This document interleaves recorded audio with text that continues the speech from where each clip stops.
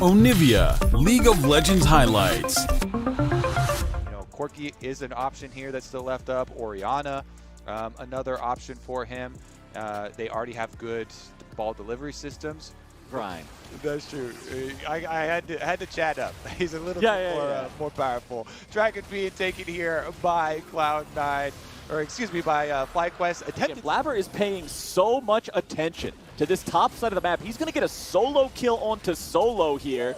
Doesn't end up being a solo kill after all. The Sleepy Trouble Bubble from Niski will make sure he gets assist money, and everything's working out there. To the Shen right before he died. It's honestly big, you know. It's a team extra 50% gold on that kill. Yeah, it's 200 more gold than you would have otherwise got, as Solo's in some trouble yet again. Cloud9 is just focusing this man over and over. That tent emote, thing he needs to go on a wilderness excursion, and my man has been camping since the start of the game. Yeah, it doesn't seem like Solo's going to have much fun in this game. And we said in game number 1, Flowers, they're going to keep picking it. Well, Stand United comes in. Stand United trying to make the play here. Nice. Gets the taunt onto Niski, and Solo gets himself on the board. He is tired of being picked on. He is the one now picking on others. You cannot outplay the point and click.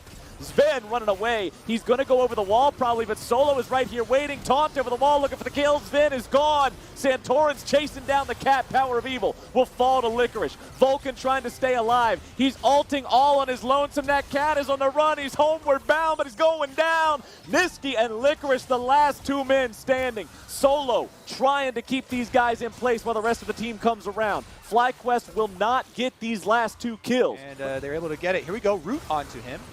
Okay, but the suppression down onto Sven, keeping him controlled, and FlyQuest finds the kill onto the enemy AD carry. Now the shields are coming out from Ignar, keeping Power of Evil alive, and just kind of the boots of swiftness here for the extra speed in combat works as well for him, so still can provide that engage they're looking for with the Volibear.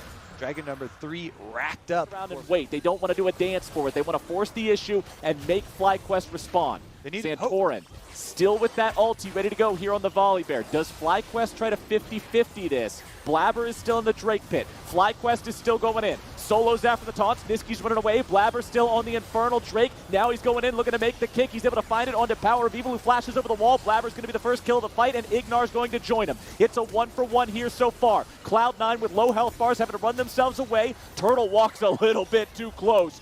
Nearly eats the damage from that barrel. Down to 1/3 HP here on the Senna. Solo over the wall, trying to clear away some of this vision, trying to get back now and reposition himself. If he goes back to base, he does have teleport to rejoin the fight. Remember, Cloud9 has no jungler. Santorin has his flash and his smite ready to go. Sven is still trying to contest this. Niski is still trying to contest this. Power of Evil has the ulti, and Power of Evil makes sure it happens. Sven's cut down. Turtle grabs the kill, and Solo is once again hunting down the cat. The dragon is secured by FlyQuest. Santorin will likely die here as the cost. That's a pretty big shutdown. Solo still chasing after Vulcan. Needs a little bit more damage, but will not. At their backs, they can just set up around Baron. Plenty of wards and look for the engage.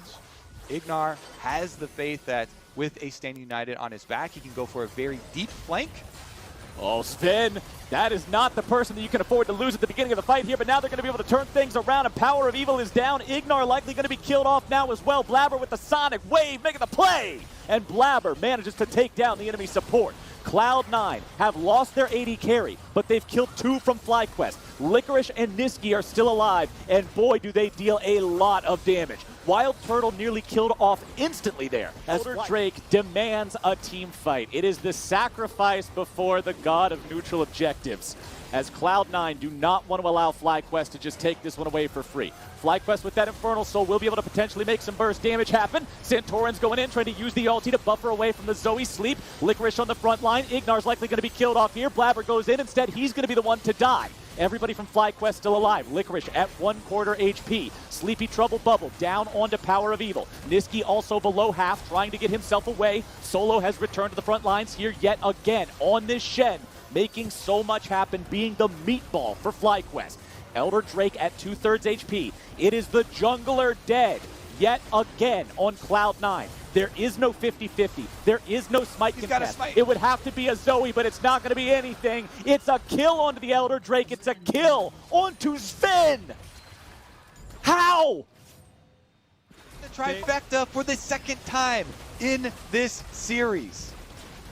Oh my goodness. 1-5-1 on Sven's Ezreal. I have to be... The mid lane of Summoner's Rift. Let's put the brakes on the parade. They still have to kill the Nexus. I don't know if it's time for the fanfare and fireworks here just yet. It's still a 3,000 gold game. Cloud9 still have inhibitor turrets standing, and of course, as soon as I say it, the bottom one just falls apart. And FlyQuest are pushing into the C9 base. Massive minion wave in the bottom lane, doing work onto the inhib. FlyQuest playing this patiently, trying to make sure they're not overcommitting to anything here, giving Cloud9 the opportunity to go in and make a play. Keep your eyes on Blabber. He's got his flash ready to go. He's got his kick ready to go. If they initiate on their own terms. Santorin there on the front line here, making sure he's the one soaking the skill shots, not giving Lee Sin a path into the back line. Wild Turtle escaping away from that paddle star that was headed towards him, not too worried about that. One inhibitor remains. FlyQuest, if they take this one down, they doom Cloud9 to an eternity of super minions flowing into this base. Well, more like 5 minutes, but that feels like an eternity. In those kinds of situations, man, it feels so bad. Cloud9 have 1.5 Nexus turrets remaining. Cloud9 are one team fight away from going to the loser's bracket. FlyQuest are this close to qualifying for Worlds. Nexus turret number 1 is gone. Cloud9 must make their defense here. Wild Turtle could be the target. Ignar goes into the ulti, but Cloud9 disengaged well enough that Ignar does not want to overcommit underneath that remaining turret. All 11 turrets on the Cloud9 side have disintegrated. The ulti comes through from the Senna. FlyQuest will focus the Nexus, and FlyQuest are your first North American team going to Worlds 2020. Congratulations to all of the players, to the organization. FlyQuest's first appearance at Worlds will be 2020. Man, these players have worked so hard for it too. This is one of the teams that over the last couple of years has made such a big turnaround. Just look at Solo.